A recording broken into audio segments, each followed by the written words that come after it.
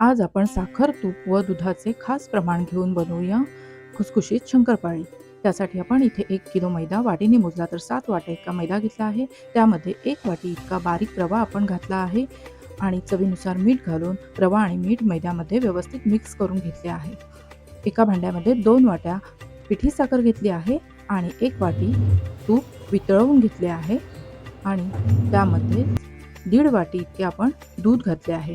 हे सर्व पातळ मिश्रण आपण छान मिक्स करून घेऊया आणि मैद्यामध्ये थोडे थोडे करत घालून हलक्या हाताने मऊ असा आपण पिठाचा गोळा मळून घेऊया आणि 15 ते 20 मिनिटं रवा भिजण्यासाठी आपण पीठ मुरण्यासाठी ठेवून देऊया.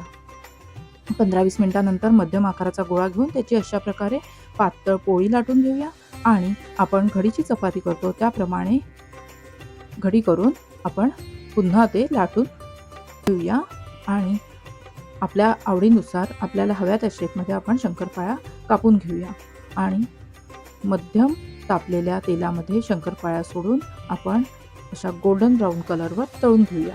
इथे आपल्या सर्व शंकरपाळ्या तळून झाल्या आहेत.